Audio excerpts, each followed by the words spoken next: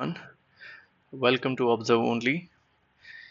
पिछली क्लास में हमने जियोग्राफिकल थॉट में ग्रीक कंट्रीब्यूशन के बारे में एक पार्ट हमने पढ़ लिया था।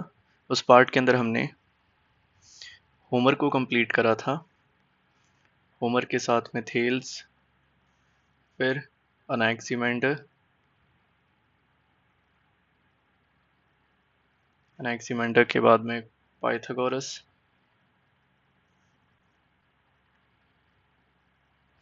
पाइथागोरस के बाद में हमने हिकेटियस,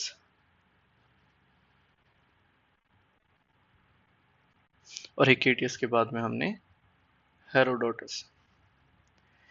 इन सब के बारे में हमने इनका जो भी कंट्रीब्यूशन था वो सब हमने पढ़ लिया था। आज की डेट के अंदर हम जो भूगोल वेता सेकंड पार्ट के अंदर कंप्लीट करेंगे वो रहेंगे। सबसे पहले हम देखेंगे हिपोक्रेटस के बारे में। हिपोक्रेटस के बाद में हम प्लेटो के बारे में देखेंगे, इनका क्या ही कंट्रीब्यूशन रहा है। प्लेटो के बाद में एरिस्टोटल, एरिस्टोटल के बाद में थियोफ्रेटस, थियोफ्रेटस के बाद में अलेक्जेंडर द ग्रेट, सिकंदर जिन्हें हम जानते हैं। इसके बाद में मेन कंट्रीब्यूशन आ जाता है इराटोस्थेनीस का, जिन्हें बहुत सारे लोग फादर ऑफ ज्योग्राफी भी मानते हैं। इराटोस्थेनीस के बाद में पॉलीबियस, पॉलीबियस के बाद में हिपार्चस, हिपार्चस के बाद में लास्ट ग्रीक कंट्रीब्यूटर रहेंगे वो है पॉसिडोनियस। ये फिर से सीक्वेंस इसलिए लिखा है ताकि आपको याद रहे, बहुत बार सवाल एग्जाम्स के अंदर सीक्वेंस से भी पूछ लिया जाता है। ठीक है, तो यहाँ तक हमने कर लिया था। आज हम यहाँ से शुरुआत करेंगे। अब सारे हमें नहीं पढ़ने क्योंकि सबसे सवाल नहीं बनते हैं, जो इंपॉर्टेंट रहेंगे उनके बारे में हम देखेंगे। सबसे इंपॉर्टेंट जो इसमें रहेंगे, जैसे हिपोक्रेट्स के बारे में हमें देखना होगा, प्लेटो के बारे में, ठीक है, एरिस्टोटल इंपॉर्टेंट है, थियोफ्रेटस इतने ज़्यादा इंपॉर्टेंट नहीं मानेंगे अभी एग्जाम के पॉइंट ऑफ व्यू से, अलेक्जेंडर के बारे में नहीं है, ठीक है, इराटोस्थेनिस फिर वापस वेरी इंपॉर्टेंट आ जाते हैं, ठीक है। पॉलीबियस के बारे में जो एक दो फैक्ट्स रहेंगे इंपॉर्टेंट वो हम देख लेंगे, ठीक है। फिर हिपार्चस बहुत इंपॉर्टेंट कंट्रीब्यूटर रहते हैं, और फिर पोसिडोनियस का अगर कुछ रहता है तो हम देख लेंगे, ठीक है। तो सबसे पहले हम स्टार्ट करते हैं हमारे हिपोक्रेटस से।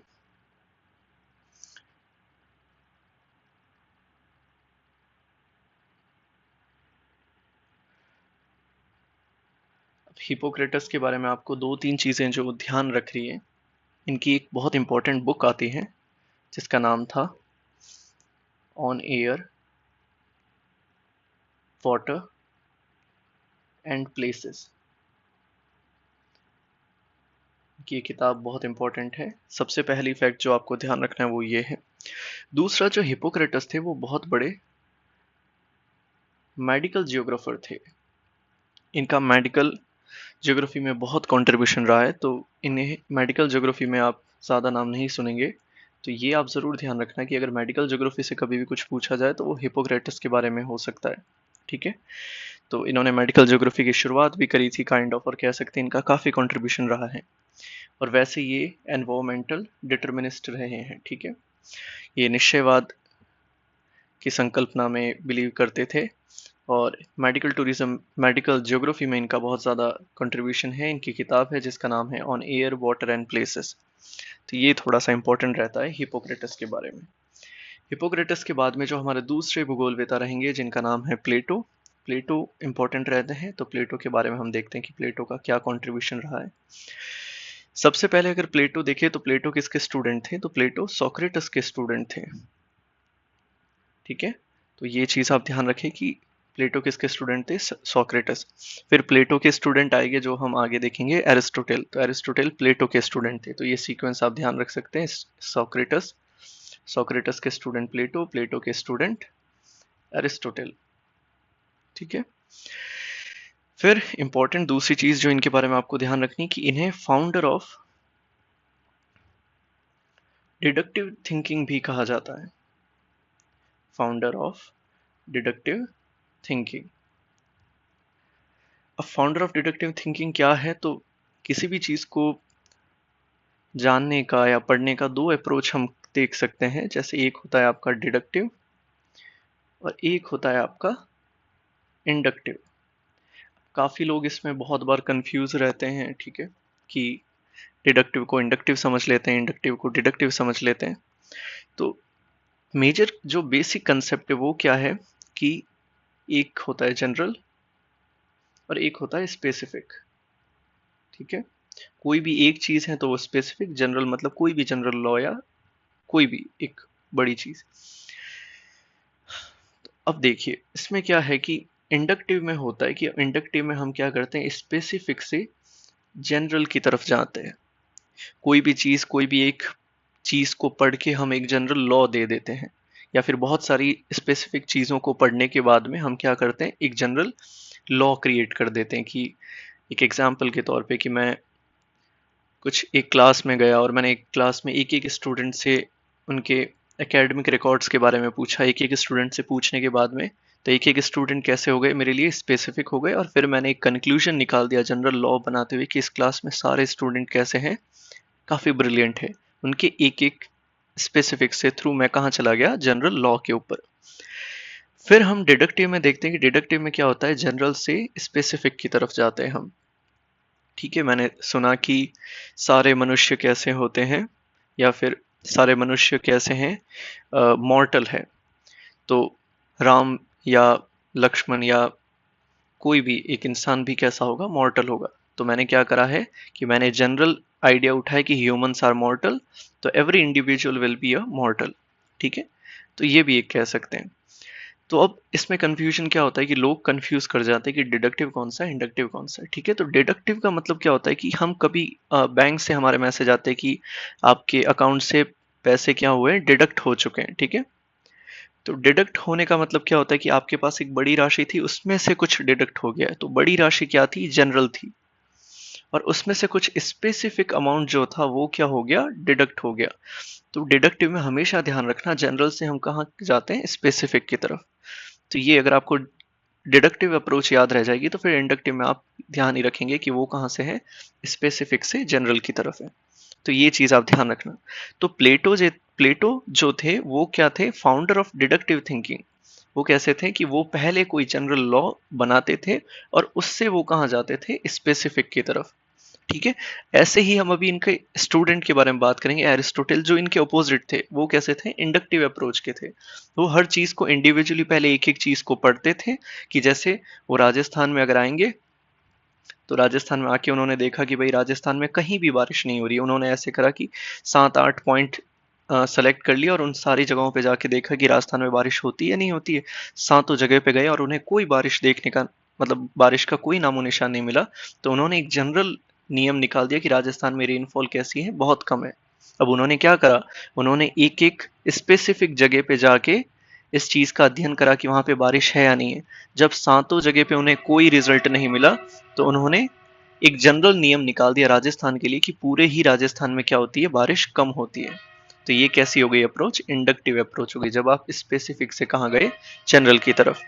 तो अभी ये डिटेल में इसलिए समझाए कि हम एरिस्टोटेल में इसे वापस नहीं समझेंगे, हम यही समझ लेंगे इसको। ठीक है, तो प्लेटो क्या है, फादर ऑफ डिडक्टिव थिंकिंग है। ठीक है, तीसरी चीज जो प्लेटो के बारे में आपको ध्यान रखनी कि प्लेटो भी कैसे थे, अर्थ सेंट्रिक हाइपोथेसिस थे। ठीक है, ये भी क्या मानते थे कि बीच में क्या है, अर्थ है, और सन, मून और बाकी सारी सेलेस्टियल बॉडीज हैं वो सारी क्या करती हैं, इस अर्थ के अराउंड रिवॉल्व करती हैं। तो ये भी कैसे थे, अर्थ सेंट्रिक अप्रोच के इंसान थे। फिर इनकी एक इंपॉर्टेंट बुक आती है जिसका नाम था रिपब्लिक। तो ये आप जरूर ध्यान रखना, ये भी पूछ ली जाती है कभी कभी कि रिपब्लिक बुक किसकी है। तो ये एरिस्टोटल, प्लेटो की है, सॉरी। ठीक है, तो प्लेटो के बारे में इतनी चीजें ध्यान रखनी है कि ये सोक्रेटस के स्टूडेंट थे प्लेटो, और प्लेटो के स्टूडेंट एरिस्टोटल आते हैं। फाउंडर ऑफ डिडक्टिव थिंकिंग है। डिडक्टिव का मतलब है किसी बड़ी चीज में से कोई चीज डिडक्ट होती है, तो आप कहाँ से कहाँ जा रहे हो, जनरल से स्पेसिफिक की तरफ जा रहे हैं। ठीक है, अर्थ सेंट्रिक हाइपोथेसिस को ये मानते थे कि पृथ्वी बीच में है और उसके चारों ओर sun, moon and other every celestial bodies are revolving. और इनके बाद में इनकी एक किताब है जिसका नाम था रिपब्लिक। इतना आपको ध्यान रखना है प्लेटो के बारे में। इसके बाद में इंपॉर्टेंट कंट्रीब्यूटर आते हैं जिनका नाम है हमने प्लेटो कर दिया, प्लेटो के बाद में प्लेटो के स्टूडेंट जो है जिनका नाम है एरिस्टोटेल। एरिस्टोटेल वही है जिसे आप हिंदी में अरस्तु नाम से भी जानते हैं, ठीक है, तो कंफ्यूज नहीं होना है, अरस्तु और एरिस्टोटेल एक ही है, ठीक है। सबसे पहले एरिस्टोटेल ये किसके स्टूडेंट थे, तो अभी हमने ऊपर देखा किसके स्टूडेंट थे, ये प्लेटो के स्टूडेंट थे, और प्लेटो किसके थे, सोक्रेटस के स्टूडेंट थे, ठीक है। एरिस्टोटल के बारे में एक इंपॉर्टेंट चीज ध्यान रखना, इन्हें भूगोल का फर्स्ट टीलियोलॉजिस्ट माना जाता है, या टीलियोलॉजिकल अप्रोच रखने वाले विद्वान के रूप में भी जाना जाता है। तो ये क्या है, टीलियोलॉजिस्ट है। टीलियोलॉजिस्ट क्या कह सकते हैं, टीलियोलॉजिस्ट या टीलियोलॉजिकल अप्रोच, टीलियोलॉजिस्ट, तो टीलियोलॉजिस्ट का मतलब होता है कि ऐसे लोग जो ये सोच रखते हैं कि जैसे अगर पृथ्वी पे कोई पेड़ है और उसके ऊपर कोई फल है, तो वो फल किसके लिए बना है, मानव के लिए ही बना है। उस फल को बनाया है इसलिए गया है कि मानव उसका क्या करे, उपयोग करे। पृथ्वी पर अगर कोई भी चीज बनाई जाती है तो वो किसके लिए बनाई जाती है, कि मानव उसका क्या करे, उपयोग करे। तो अगर इस टाइप की जो सोच है, ऐसी सोच रखने वाले लोगों को बोला जाता है टीलियोलॉजिस्ट, ठीक है। ऐसे ही टीलियोलॉजिस्ट हम आगे देखेंगे, ठीक है, जिसमें आपके नाम आएगा कार्ल रिटर, जो हमबोल्ट के साथ में थे, ठीक है। तो वो भी कैसे थे, वो भी टीलियोलॉजिस्ट थे, बट अगर फर्स्ट टीलियोलॉजिस्ट पूछे आपसे तो वो ध्यान रखना एरिस्टोटल है, ये बहुत इंपॉर्टेंट है, आप प्लीज ध्यान रखें सारे, ठीक है।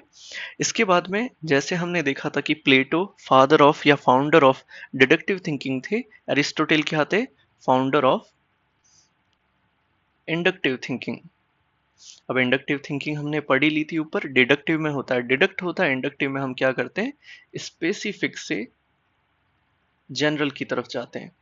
मैंने एक एक चीज के बारे में पढ़ा, 7 चीजों के बारे में पढ़ा, और फिर मैंने एक जनरल नियम निकाल दिया कि राजस्थान में बारिश कम होती है, तो मैंने क्या करा, स्पेसिफिक से मैं कहाँ गया, जनरल की तरफ गया, ठीक है। तो ये होता है इंडक्टिव थिंकिंग, ये फाउंडर थे उसके। इसके बाद में इन्हें पॉइनियर ऑफ साइंटिफिक ज्योग्राफी भी बोला जाता है। इन्होंने साइंटिफिक ज्योग्राफी को वैज्ञानिक रूप से भी पढ़ना शुरू करा था, तो इन्हें पॉइनियर ऑफ साइंटिफिक ज्योग्राफी भी बोला जाता है, ठीक है। इनके बारे में जो एक इंपॉर्टेंट कंट्रीब्यूशन आता है, जो काफी बार सवाल में भी पूछा गया है, कि वो कौन से विद्वान थे जिन्होंने ये बताया था कि पृथ्वी गोल है, लेकिन किस आधार पे, कि पृथ्वी की जो छाया पड़ती है मून के ऊपर, उस आधार पे। तो वो इंसान एरिस्टोटल थे, ठीक है। अभी तक हमने देखा था पिछली क्लास के अंदर पार्ट 1 में, अगर आपने नहीं देखा है तो पहले वो देखिए ताकि आपको सीक्वेंस समझ में आएगा। हमने पिछले पार्ट में हमने देखा था कि एक विद्वान आए थे जिनका नाम था पाइथागोरस, और उसके उनके कंट्रीब्यूशन में हमने ये देखा था कि पाइथागोरस वो पहले विद्वान थे, ग्रीक विद्वान थे, जिन्होंने ये बताया था कि पृथ्वी कैसी है, राउंड शेप की है। तो अभी तक पाइथागोरस ने सिर्फ ये बताया था कि पृथ्वी राउंड है, इसका कोई बेसिस, इसका कोई आधार उन्होंने बहुत क्लियरली नहीं बताया था। लेकिन एरिस्टोटल जो थे, उन्होंने बताया था कि पृथ्वी गोल है, that he explain the spherical shape of earth, spherical shape of earth on the basis of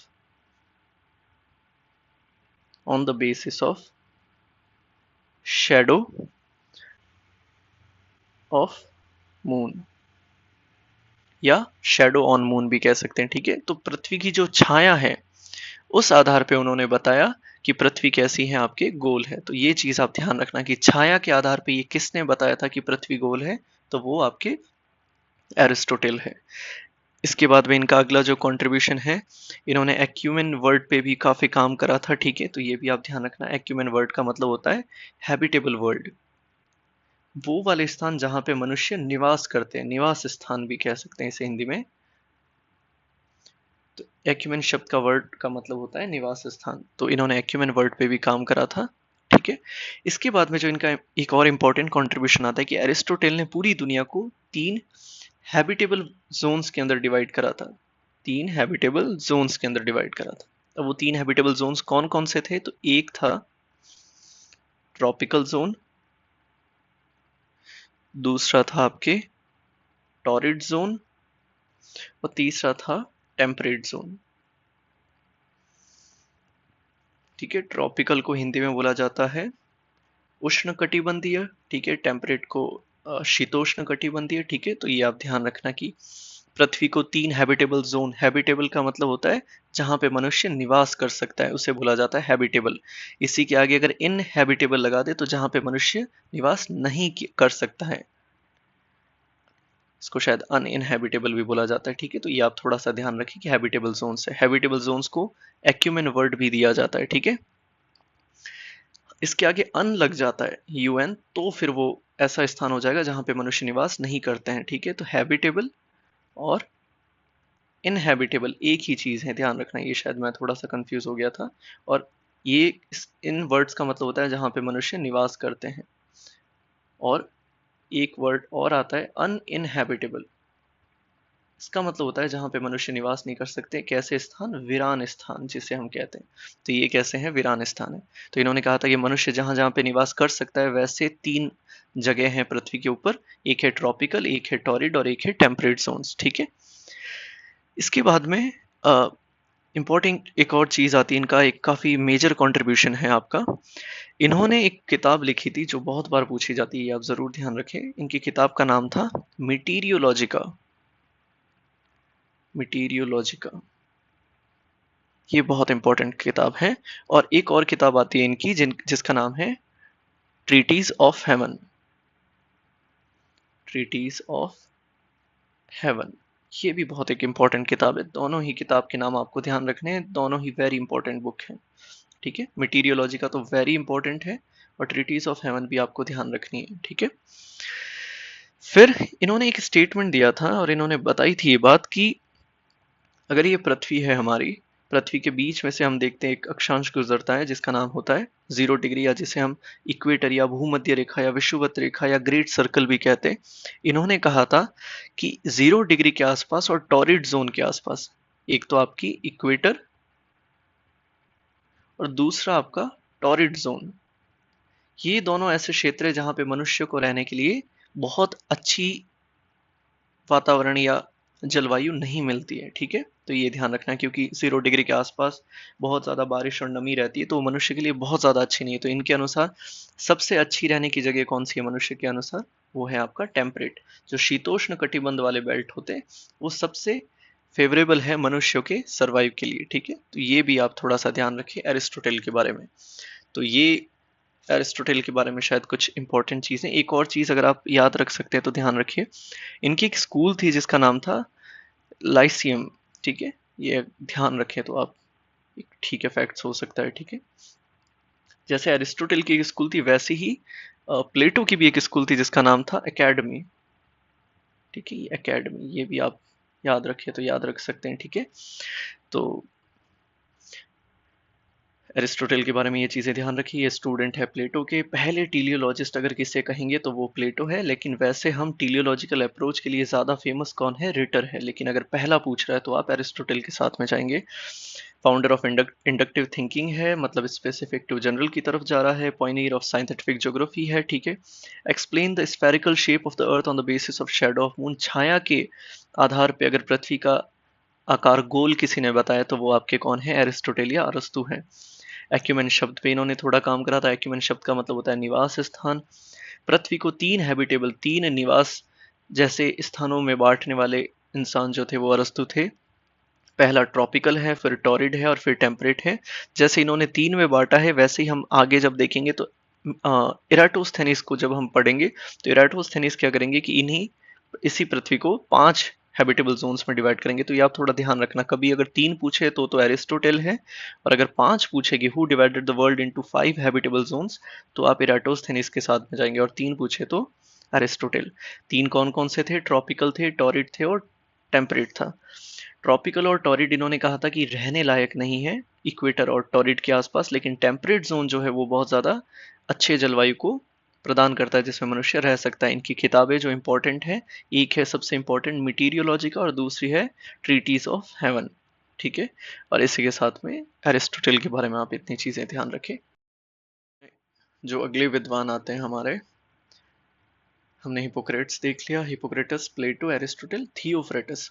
तो थियोफ्रेटस के बारे में हमें बहुत ज़्यादा याद रखने की ज़रूरत नहीं है। थियोफ्रेटस, ठीक है। थियोफ्रेटस के बारे में ज़्यादा इंपॉर्टेंट जो चीज़ें वो ये है कि इन्हें फादर ऑफ बॉटनी बोला जाता है, ठीक है। Father of botany. बॉटनी में क्या पढ़ते हैं हम? प्लांट्स वगैरह, ठीक है। फ्लोरा वगैरह के बारे में हम सब पढ़ते हैं, ठीक है। तो इन्होंने फादर ऑफ बॉटनी बोला जाता है। इन्होंने जियोग्राफी ऑफ प्लांट्स, ये इनका एक काम था, तो ये आप ध्यान रख सकते हैं। कुल मिला के आपको इतना ध्यान रखना है कि अगर पेड़ पौधों पे जिन्होंने सबसे ज्यादा काम करा है वो कौन है, आपके थियोफ्रेटस हैं, ठीक है। जैसे हमने हिपोक्रेट्स के बारे में देखा था कि अगर मेडिकल ज्योग्राफी के बारे में अगर कुछ बात आती है तो हिपोक्रेटस के साथ जाना है, वैसे ही थियोफ्रेटस में अगर आप कभी सवाल आए प्लांट्स पे किसने सबसे ज़्यादा काम करा है, तो वो है आपके थियोफ्रेटस। ये प्लांट्स हो गए और ये आपके मेडिकल ज्योग्राफी वाले हो गए, ठीक है। तो ये दोनों टर्म इनसे ध्यान रखना, जिनका बहुत ज़्यादा और कुछ भी कंट्रीब्यूशन नहीं है, तो इनसे अगर सवाल पुट होता है तो आप थोड़ा सा ध्यान रखें, ठीक है। फिर अलेक्जेंडर द ग्रेट के बारे में बहुत ज़्यादा कंट्रीब्यूशन ज्योग्राफी में वैसे है, बट हमें पढ़ने की ज़रूरत नहीं, इनसे सवाल मतलब लीस्ट पूछे जाते हैं, बहुत रेयरली कभी पूछा जाता है। इनके बाद में जो सबसे महान विद्वान हम कह सकते हैं ज्योग्राफी के अंदर, जिनका बहुत बड़ा कंट्रीब्यूशन है और इतना ज़्यादा कंट्रीब्यूशन है कि बहुत सारे लोग इन्हें, या फिर कह सकते हैं कि मैक्सिमम जनसंख्या जो है वो उन्हें फादर ऑफ ज्योग्राफी के नाम से भी जानती है, जिसका नाम है इराटोस्थेनीज। इराटोस्थेनीज, ठीक है, वेरी इंपॉर्टेंट है। इनके बारे में हमें बहुत सारी चीज़ें ध्यान रखनी है। तो सबसे पहले हम इनके बारे में जो इनका कंट्रीब्यूशन देखेंगे वो क्या है कि इन्होंने एक किताब लिखी थी जियोग्राफी। अब देखो ये सारे ग्रीक हैं, ठीक है, ग्रीक के बाद में कुछ रोमन ज्योग्राफर्स भी आएंगे। अब बहुत सारे स्कॉलर्स हैं जिन्होंने ज्योग्राफी नाम से किताब लिखी थी, ठीक है। कुछ कुछ के बारे में हम देखते हैं कि कुछ नाम आपको देखने को मिलेंगे, जियोग्राफिया, ठीक है, कहीं पे जियोग्राफिका आएगा आपका, ठीक है। कुल मिला के ओवरऑल ये सारे ही वर्ड ज्योग्राफी ही है, ठीक है। इनमें अगर सवाल पुट होता है तो ज़्यादातर एग्जामिनर ये कोशिश करता है कि वो उसके वॉल्यूम पूछ लेता है, क्योंकि ज्योग्राफिया और ज्योग्राफिका के अंदर स्टूडेंट मोस्टली कंफ्यूज होते हैं।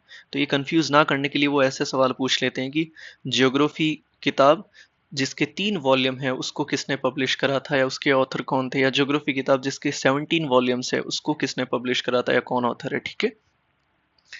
तो आप तीनों को एक बार के लिए ज्योग्राफी कंसीडर करो। जो याद रखने की जो चीज़ है वो ये है कि आपको इसके वॉल्यूम पता होने चाहिए। तो 3 किताब आएगी आपके आगे मोस्टली, ठीक है। तो 3 में सबसे पहली किताब आती है जो अभी हम इराटोस्थेनीज का पढ़ रहे हैं। तो इन्होंने एक किताब लिखी थी ज्योग्राफी, जिसके वॉल्यूम कितने थे, 3 थे, ये ध्यान रखना आप, ठीक है। वैसी ही एक और किताब आएगी जिसको भी एक बार के लिए आप ज्योग्राफी ही कंसिडर करें, और उस ज्योग्राफी के कितने वॉल्यूम थे, 17 वॉल्यूम थे। और अभी जब हम ग्रीक ज्योग्राफर्स को कंप्लीट करके रोमन ज्योग्राफर्स पे आएंगे, तब रोमन के अंदर जो पहला विद्वान पढ़ेंगे हम वो होंगे आपके स्ट्रैबो। स्ट्रैबो ने भी एक किताब लिखी थी ज्योग्राफी, या फिर इसको ज्योग्राफिका भी बोल दिया जाता है, ठीक है। तो ज्योग्राफिका, उसके वॉल्यूम कितने थे, 17 वॉल्यूम थे। ये वॉल्यूम जरूर ध्यान रखना, इंपॉर्टेंट है काफी, ठीक है। फिर एक और ज्योग्राफी आती है जिसमें आपको ज्योग्राफिया भी देखने को मिलता है, लेकिन एक बार के लिए आप सिर्फ ज्योग्राफी ध्यान रखिए। इसके वॉल्यूम थे आपके 8, ठीक है, 8 वॉल्यूम थे। और ये किताब किसने लिखी थी, स्ट्रैबो के बाद में जो महान अगला विद्वान आएगा आपके रोमन का, वो होंगे आपके टॉलमी। तो टॉलमी ने भी किताब लिखी थी ज्योग्राफी। तो उसके वॉल्यूम कितने थे, 8 थे, ठीक है। और एक ऐसी ही थोड़ी सी मिलती जुलती किताब आती है वैसे, चेस पीरियडोस, जो हमने पिछले फर्स्ट पार्ट के अंदर देखा था। और इसके लेखक कौन थे आपके, जिन्हें भी हम भूगोल के पिता या फादर ऑफ ज्योग्राफी मानते हैं, हिकेटियस, ठीक है। और इसमें इन्होंने पूरे विश्व को 2 कॉन्टिनेंट के अंदर डिवाइड करा था, ये भी ध्यान रखें आप, ठीक है। तो ये 4 किताब है मेजरली, आप 3 किताब ध्यान रखें। 3 किताब ज्योग्राफी आई थी, एक थी 3 वॉल्यूम की जिसके लेखक थे आपके इराटोस्थेनीस, एक ज्योग्राफी थी जिसके 17 वॉल्यूम थे, उसके ऑथर थे स्ट्रैबो, एक ज्योग्राफी थी जिसके 8 वॉल्यूम थे और उसके ऑथर थे आपके टॉलमी, ठीक है। तो सबसे पहली चीज इराटोस्थेनीस की किताब आ जाती है ज्योग्राफी। दूसरी चीज जो हमें ध्यान रखनी है, इन्हें पॉइनियर ऑफ साइंटिफिक ज्योग्राफी भी बोला जाता है, ठीक है। ऐसा ही हमने और किसके बारे में देखा था, तो प्लेटो के बारे में भी देखा था आई गेस, अभी हमने जब पढ़ा था। तो प्लेटो प्लेटो नहीं, सॉरी, इसको एरिस्टोटेल, एरिस्टोटेल के बारे में, ठीक है। तो एरिस्टोटेल को भी क्या बोला जाता है, बट इन्होंने ज्योग्राफी को वाकई में साइंटिफिक तरीके से पेश किया था दुनिया के सामने। अगला जो वेरी इंपॉर्टेंट कंट्रीब्यूशन आता है इराटोस्थेनीस का, वो क्या है कि इन्होंने शब्द दिया था जियोग्राफी। तो ये बहुत बड़ा कंट्रीब्यूशन हो जाता है कि who coined the term geography, तो वो कौन है आपके इराटोस्थेनीस है। और इनके अनुसार जियोग्राफी का मतलब होता है स्टडी ऑफ अर्थ। तो आप या हम जो एनसीईआरटी के अंदर जो हम डेफिनेशन पढ़ते हैं कि geography is description of earth या स्टडी ऑफ अर्थ, वो किसने दी थी? आपकी इराटोस्थेनीस ने। तो ये वर्ड कौन, ये शब्द किसने दिया था पहली बार? वो आपके इराटोस्थेनीस है, ठीक है। इसके बाद में एक बहुत इंपॉर्टेंट कंट्रीब्यूशन आता है इनका, इन्होंने पहली बार पृथ्वी की क्या माप ली थी? परिधि मापी थी। Who was the first geographer to measure the circumference of Earth? Circumference of Earth, ये बहुत इंपॉर्टेंट है, ठीक है। इन्होंने सबसे पहली बार सरकमफेरेंस माप ली थी, ठीक है। पृथ्वी की जो पूरी की पूरी परिधि होती है वो इन्होंने माप ली थी उस जमाने के अंदर, बहुत इंपॉर्टेंट है, ठीक है। इन्होंने 2 स्टेशन लिए थे, एक बार थोड़ा सा आप ऐसे ही समझ लीजिए। इन्होंने 2 स्टेशन लिए थे, एक था आपका सीन और एक था आपका अलेक्जेंड्रिया, ठीक है। फिर इनके कोई एक दोस्त जा रहे थे, तो उन्होंने कहा था कि आप वहाँ पे जब पहुँचे तो मुझे यहाँ से लेके वहाँ तक की दूरी बता देना। फिर वो जब दूरी बता देते तो यहाँ पे वो एक अपना यंत्र रखते हैं जिससे वो क्या करते हैं, सूरज की परछाई लेते हैं और फिर जो एंगल निकलता है उसको सेंटर ऑफ अर्थ से कैलकुलेट करके ये वाला एंगल निकालते हैं।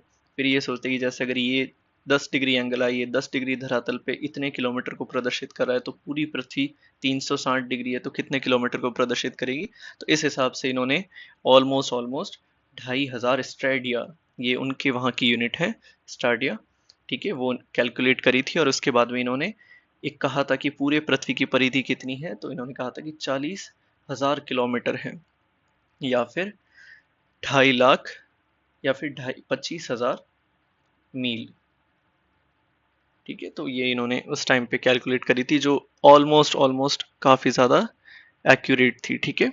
ऐसा ही एक और आगे भी कोशिश करेंगे लोग जो बहुत ज़्यादा एक्यूरेट नहीं आएगी, बट इराटोस्थेनीस के द्वारा जो परिधि निकाली गई थी वो क्या थी? बहुत ज़्यादा एक्यूरेट थी। तो उस जमाने में उन्होंने सरकमफेरेंस, पृथ्वी की परिधि या सरकमफेरेंस किसने माप ली थी?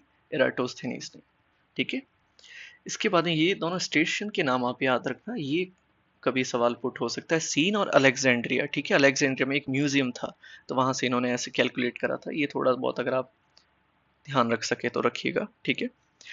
फिर इसके बाद में इन्होंने क्या करा था, इन्होंने एक मैप बनाया था जो साइंटिफिक बेसिस पे बनाया गया था, मतलब पूरा का पूरा, ठीक है। तो उसे अर्लीस्ट नोन मैप भी बोला जाता है, ठीक है, अर्लीस्ट नोन मैप। वैसे अगर आपसे पूछे कि दुनिया का सबसे पुराना मैप कौन सा है, तो आप एक नाम ध्यान रखना, इमैगो मुंडी। इमैगो मुंडी, वैसे दुनिया का सबसे पुराना मैप कौन सा है? आपका इमैगो मुंडी। अगर आप इसको देखोगे तो ऐसे मिट्टी के कुछ किसी चीज पे बना हुआ है ये मैप, तो आप जरूर देखिएगा, येलो कलर का है, ठीक है, इमैगो मुंडी नाम से। तो इमैगो मुंडी दुनिया का अभी तक का सबसे पुराना मैप है, ठीक है। और ये मिट्टी के किसी चीज पे बना हुआ है, अगर आप देखोगे, और नीचे से थोड़ा सा टूट भी रखा है, ठीक है। इस इमैगो मुंडी का मतलब होता है image of world, image of world, ये आप ध्यान रखें, ठीक है, इमैगो मुंडी। और वैसे अगर पूछे आपसे कि फर्स्ट मैप किसने बनाया था जो स्केल पे आधारित था, ठीक है, तो उसके लिए आप अनाक्सिमेंडर को ध्यान रखें, ठीक है। तो अनाक्सिमेंडर था और इन्होंने भी मैप बनाने की कोशिश करी थी, ठीक है। अगला जो इंपॉर्टेंट कंट्रीब्यूशन आता है वो क्या है कि इन्होंने लैटिट्यूड्स एंड लॉन्जिट्यूड्स डेवलप करने की कोशिश करी थी। इन्होंने लैटिट्यूड्स और लॉन्जिट्यूड्स बनाए थे, और किसकी हेल्प से बनाए थे? तो इनका जो यंत्र था उसका नाम था नोमोन, ठीक है। इन्होंने नोमोन की सहायता से, अब नोमोन वैसे तो यंत्र किसका आ जाता है? अनैक्सिमेंडर का, ठीक है। तो अनैक्सिमेंडर का था, तो इन्होंने उस अनैक्सिमेंडर वाले यंत्र जिसका नाम था नोमोन, नोमोन की सहायता से क्या विकास करे थे? किसका विकास करा था? लैटिट्यूड्स और लॉन्जिट्यूड्स का विकास करा था, ठीक है। इन्हें फादर ऑफ जियोडेसी भी बोला जाता है, ये इंपॉर्टेंट आता है, ठीक है, फादर ऑफ जियोडेसी। इन्हें फादर ऑफ जियोडेसी भी कहा जाता है। क्यों कहा जाता है? जियोडेसी का मतलब होता है कि ज्योग्राफी में क्या करना है आपको? मैथ इंटीग्रेट करना है, मतलब मैथ की सहायता से आप क्या कर रहे हो? ज्योग्राफी को समझा रहे हो। अब वैसे आपको याद हो तो, अगर आपने फर्स्ट पार्ट देखा होगा इस ग्रीक ज्योग्राफर्स का, तो उसमें मैथ में सबसे ज्यादा कंट्रीब्यूशन किसका आ रहा था? एक तो थे हमारे थेल्स और दूसरे थे आपके अनाक्सिमेंडर। लेकिन इन्होंने क्या करा था कि इन्होंने मैथ्स और ज्योग्राफी को अलग अलग रखा था काफी हद तक। मैथ्स और ज्योग्राफी इन्होंने साथ में नहीं करी थी, इन्होंने मैथ्स को अलग करा और ज्योग्राफी को अलग करा। लेकिन इराटोस्थेनीस जो थे, इन्होंने क्या करा, मैथ्स और ज्योग्राफी के बीच की जो दीवार थी उसको बहुत कम करने की कोशिश करी और इन्होंने मैथ्स की सहायता से ज्योग्राफी की चीजों को समझाने की कोशिश करी। इस वजह से इन्हें क्या बोला जाता है, फादर ऑफ जियोडेसी बोला जाता है। ठीक है, इसके बाद में इनके किताब आती है। ठीक है, किताब आपको पता ही है, ज्योग्राफी हमने देख ही लिया है। ठीक है, फिर इंपॉर्टेंट जो आता है इस ज्योग्राफी वाली किताब के अंदर, इन्होंने भी क्या करा था, पृथ्वी को 5 क्लाइमेटिक जोन्स में डिवाइड करा था। 5 क्लाइमेटिक जोन्स के अंदर डिवाइड करा था। अब जैसे आपसे पूछे कि 5 या 3 हैबिटेबल जोन्स, 3 हैबिटेबल जोन, कुछ लोग इसे 5 भी मान लेते हैं। ठीक है, क्योंकि जैसे ट्रॉपिकल को हम देखते हैं तो ट्रॉपिकल 1 हो जाता है। ठीक है, फिर टॉरिड और टेम्परेट वाले जो रीजन है वो कितने हो जाते हैं, ये 2 और ये भी 2। तो वैसे कुछ लोग इसे 5 भी मानते हैं। ठीक है, अगर साथ में देखें, और अगर इंडिविजुअली देखते हैं तो 3। तो अगर आपसे पूछे कि 5 हैबिटेबल जोन्स में किसने डिवाइड करा था, तब तो आपको जाना है अरस्तु के साथ में। ठीक है, लेकिन अगर आपसे पूछे कि 5 क्लाइमेटिक जोन्स में दुनिया को किसने डिवाइड करा था, तो आप उसका जवाब इराटोस्थेनीस देंगे। ठीक है, और इन्होंने जो 5 डिमार्केशन करे थे वो क्या थे, तो पहला था आपका ट्रॉपिकल, ट्रॉपिकल जोन। ठीक है, ट्रॉपिकल जोन में इन्होंने कहा कि ट्रॉपिकल जोन कौन कौन सा होगा, तो 24 डिग्री उत्तर से 24 डिग्री दक्षिण, 24 डिग्री साउथ से 24 डिग्री नॉर्थ तक, इसके बीच का जो क्षेत्र है वो कौन सा होगा, ट्रॉपिकल होगा। दूसरा हो गया टॉरिड जोन। टॉरिड जोन का इन्होंने डिमार्केशन क्या दिया है, तो इन्होंने कहा था कि टॉरिड जोन 2 होंगे। सीधी सी बात है, ट्रॉपिकल तो बीच में आ गया पृथ्वी के। ठीक है, ट्रॉपिकल तो ये वाला हो गया आपका। ठीक है, ये तो एक ही रहेगा, लेकिन अब ये पहला हो गया। अब ये जो है ये ए हो गया, ये आपका ट्रॉपिकल हो गया। लेकिन दूसरा ये वाला, ये उत्तरी गोलार्ध में भी होगा और दक्षिणी गोलार्ध में भी, जिसको इन्होंने नाम दिया था टेम्परेट जोन, शीतोष्ण। तो शीतोष्ण उत्तरी गोलार्ध में भी होगा दूसरी, तो ये कितने हो गए, 2 हो गए। और फिर लास्ट में जो सबसे ऊपर वाला हो जाएगा वो टॉरिड जोन हो जाएगा। तो टॉरिड जोन नदर्न हेमिस्फीयर में भी होगा और टॉरिड जोन सदर्न हेमिस्फीयर में भी होगा। तो ये कितने हो गए, ये 1 और ये आपके 2 और ये हो गए आपके 3। तो टोटल कितने हो गए आपके 5। 5 क्लाइमेटिक जोन्स में इन्होंने डिवाइड करा था। तो टॉरिड जोन वापस आ गया, 2 जोन है इसके, नदर्न और सदर्न हेमिस्फीयर दोनों के अंदर आ जाएगा। तो इन्होंने कहा था कि इसकी जो डिमार्केशन होता है वो 66 डिग्री से 90 डिग्री, दोनों साउथ और नॉर्थ, साउथ और नॉर्थ। ठीक है, और तीसरा जो इन्होंने जोन बताया था वो था आपका सब ट्रॉपिकल जोन। सब ट्रॉपिकल जोन कौन सा, जो बीच में बच गया, सेकंड नंबर वाला। ठीक है, तो उन्होंने कहा था कि जहां पे 24 डिग्री पे ये खत्म हो रहा है ट्रॉपिकल जोन, वहां से ये सब ट्रॉपिकल जोन शुरू होगा और कहाँ पे खत्म हो जाएगा, जहां से टॉरिड जोन शुरू हो रहा है 66 डिग्री। अब ये भी नदर्न हेमिस्फीयर और सदर्न हेमिस्फीयर में, और ये भी नदर्न और सदर्न हेमिस्फीयर में। तो ये चीजें आपको इराटोस्थेनीस से रिलेटेड ध्यान रखना है। ठीक है, तो इराटोस्थेनीस के बारे में आपको इतनी सारी चीजें ध्यान रखनी है। ठीक है, इराटोस्थेनीस के बारे में एक चीज आप ध्यान रखना कि इन्हें फादर ऑफ सिस्टमेटिक ज्योग्राफी भी बोला जाता है। ठीक है, ये चीज आप ध्यान रखना तो इराटोस्थेनीस के बारे में। और इराटोस्थेनीस के बारे में एक और इम्पोर्टेंट फैक्ट ये है कि अगर आपसे ये पूछे कि भारत की जो गंगा रिवर है, गंगा नदी को सबसे पहली बार मैप में किसने बताया था, तो वो इंसान कौन है, आपके इराटोस्थेनीस हैं। ठीक है, इराटोस्थेनीस ने पहली बार गंगा को मैप के अंदर प्रदर्शित करा था। इनका जो खुद का मैप था उसमें उन्होंने गंगा रिवर को भी शो करा था। और गंगा रिवर के साथ में इन्होंने क्या करा था कि इनका मैप काइंड ऑफ इस टाइप में था, थोड़ा सा ऐसे बताया था इन्होंने भारत को। ठीक है, और भारत में श्रीलंका को इन्होंने ऐसे बताया था। तो अगर आपसे ये पूछे कि श्रीलंका को भारत के पश्चिम में बताने वाला भूगोलवेत्ता कौन था, तो वो भी आप ध्यान रखना इराटोस्थेनीस था। तो इन्होंने श्रीलंका ऐसे बताया था और इंडिया को इस हिसाब से बनाया था। तो श्रीलंका को इन्होंने साउथ में ना बता के कहाँ बताया था, पश्चिम में बताया था। ठीक है, वेस्ट के अंदर। तो ये भी सवाल पूछा गया है एक बार कि श्रीलंका को इंडिया के वेस्ट में बताने वाले भूगोलवेत्ता कौन है, तो वो इराटोस्थेनीस है। गंगा रिवर को पहली बार मैप के अंदर शो करने वाले भी कौन है, इराटोस्थेनीस है। वैसे एक चीज का आप ध्यान रखना, अगर आपसे ये पूछे कि भारत में या भारत की जो इंडस रिवर है, सिंधु नदी को सबसे पहली बार मैप में किसने बताया था या किसने इसकी इंफॉर्मेशन दी थी, ठीक है। तो उसके लिए आप ध्यान रखना, हमारे जो भूगोलवेत्ता के पिता है, भूगोल के पिता जिसे हम हिकेटियस बोलते हैं, हिकेटियस ने पहली बार बता दिया था उसी टाइम पे, ठीक है। मतलब इराटोस्थेनीस से पहले ही हिकेटियस ने अपने मैप के अंदर किसको प्रदर्शित कर दिया था, इंदस नदी को प्रदर्शित कर दिया था। और इंदस के साथ में इंडिया की और भी खूब सारी जो ट्राइब्स हैं, आपकी जनजातियां हैं, उसका भी इन्होंने अध्ययन करके इन्होंने अपने काम के अंदर शो करा था इन्होंने, इंडिया की कुछ इंपॉर्टेंट ट्राइब्स और इंदस रिवर का। तो आप कंफ्यूज नहीं होना है, अगर इंदस रिवर को पूछे कि अपने मैप के अंदर इंदस रिवर को किसने बताया था, तो रहेगा आपका आंसर हिकेटियस। और गंगा रिवर का पूछे और श्रीलंका को भारत के पश्चिम में किसने बताया था अपने मैप में, तो उसका आप ध्यान रखें, आंसर होगा इराटोस्थेनीस।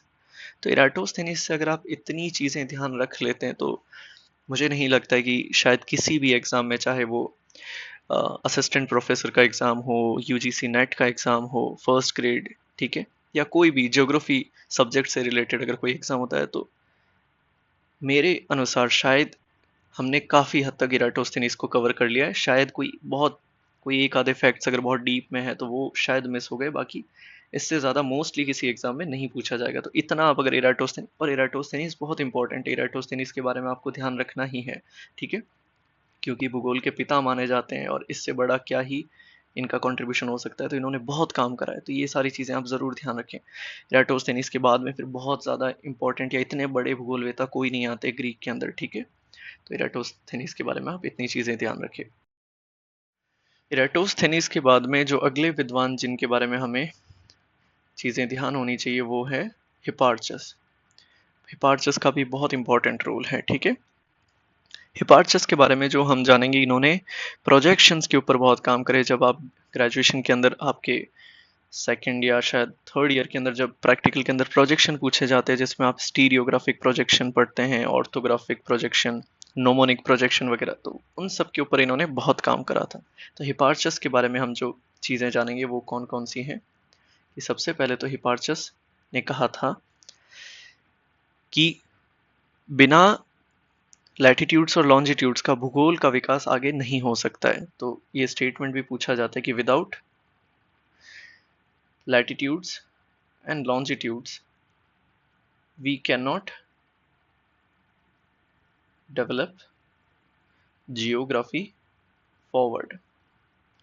कि भूगोल का अगर आगे विकास करना है तो उसमें लैटिट्यूड्स और लॉन्जिट्यूड्स का हमें अध्ययन करना ही होगा, इनके बिना हम भूगोल का आगे विकास नहीं कर सकते। तो ये बात किसने कही थी, हिपार्चस ने कही थी। ध्यान रखना, क्यों, सीधी सी बात है, इनका प्रोजेक्शन के ऊपर बहुत ज्यादा काम होगा। जब प्रोजेक्शन में होगा तो लैटिट्यूड्स लॉन्जिट्यूड्स का इंपॉर्टेंट रोल वैसे ही आ जाता है, ठीक है। इन्होंने क्या करा था कि लैटिट्यूड्स और लॉन्जिट्यूड्स के आधार पर ही इन्होंने इक्विनॉक्स का भी डिस्कवर करा था। इक्विनॉक्स को भी डिस्कवर करने वाले कौन विद्वान है, तो ध्यान रखना आप, हिपार्चस। इक्विनॉक्स क्या है, जब आपका सूरज जो होता है वो बिल्कुल भूमध्य रेखा पे सीधा चमकता है, ठीक है।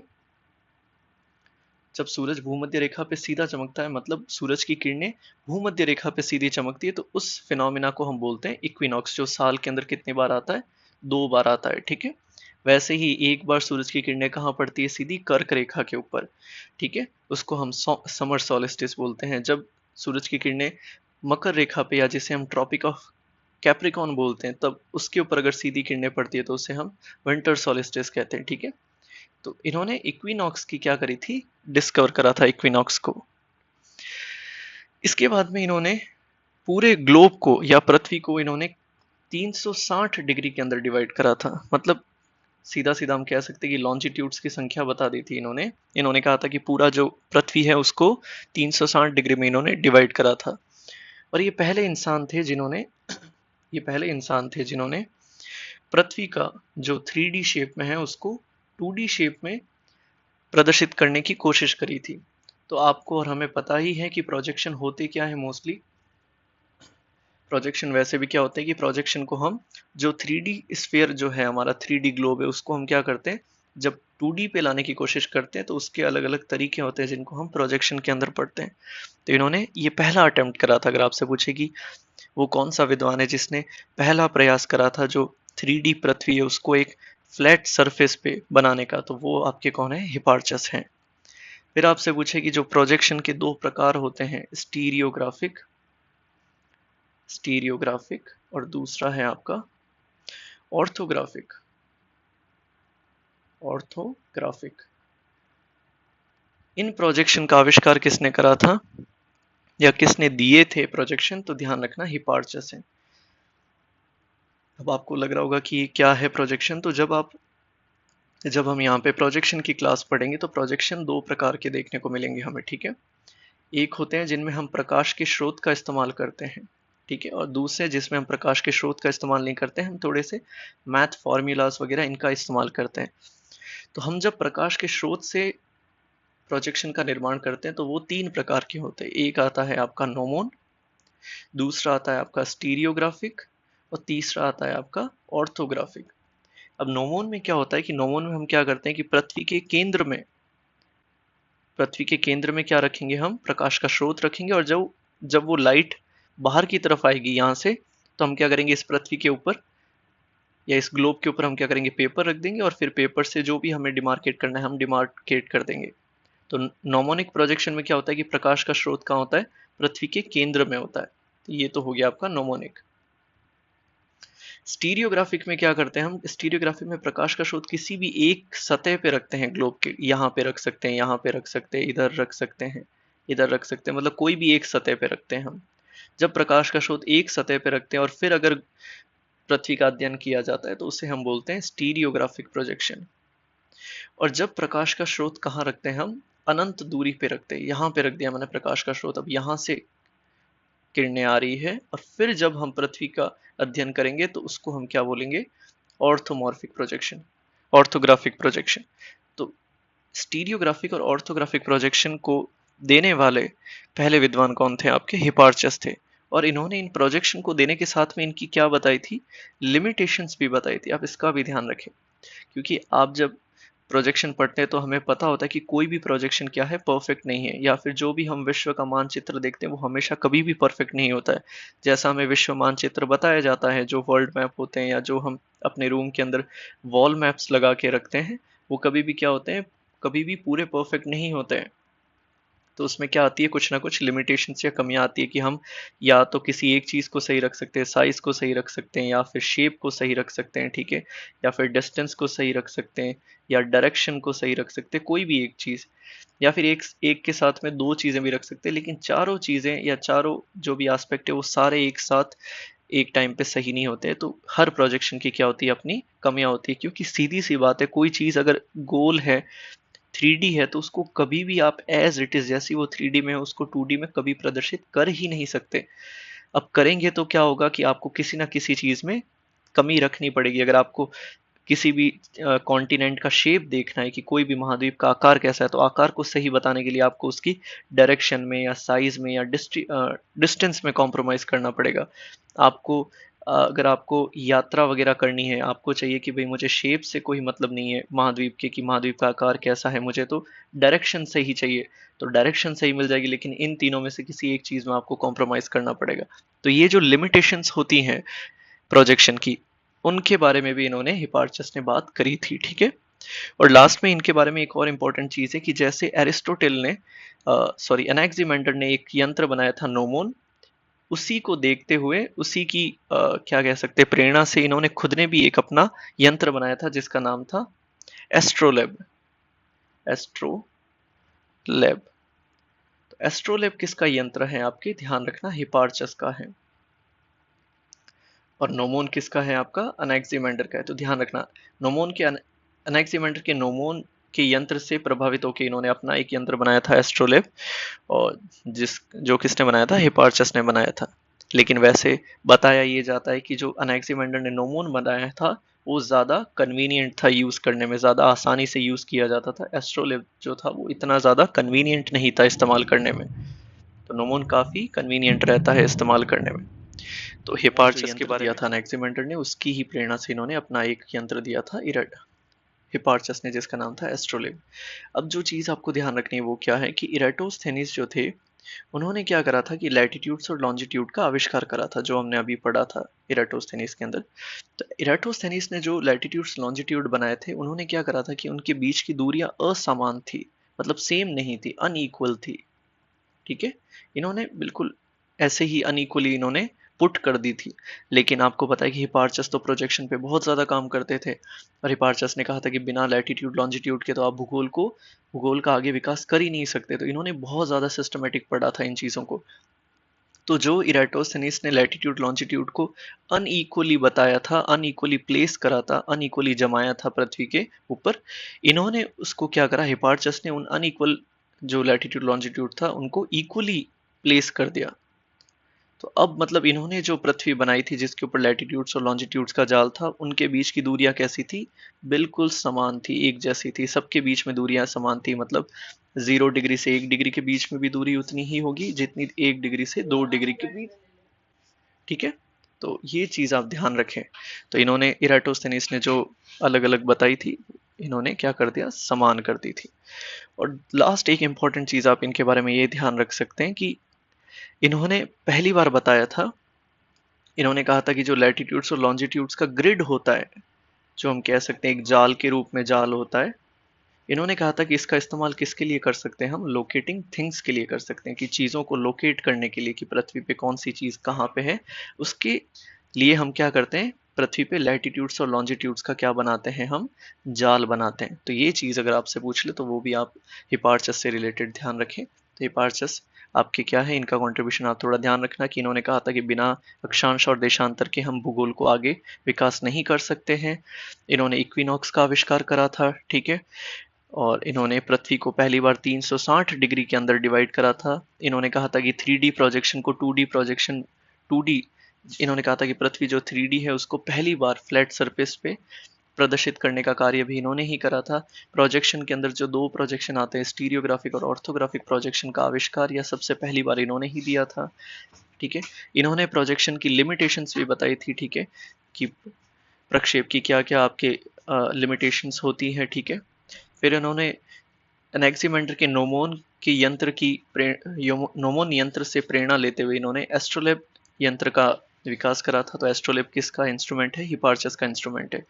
इन्होंने जो इराटोस्थेनीस ने अक्षांश और देशांतर के बीच में असमान दूरियां रखी थी, उन्होंने क्या करा, उन असमान दूरी को समान दूरी पे रख दिया था। और इन्होंने कहा था कि जो लैटिट्यूड्स और लॉन्जिट्यूड्स का जो जाल है वो किस लिए इस्तेमाल किया जाता है, ताकि चीज़ों को हम क्या कर सकें, लोकेट कर सके पृथ्वी पे कि कौन सी चीज़ कहाँ पे, इसके लिए इस्तेमाल किया जाता है। तो ये हिपार्चस के बारे में इतनी चीज़ें आपको ध्यान रखनी है। तो हिपार्चस के बाद में हम अगला भूगोलवेता, हिपार्चस हो गया हमारे, हिपार्चस के बाद में एक भूगोलवेता रहते हैं पॉसिडोनियस।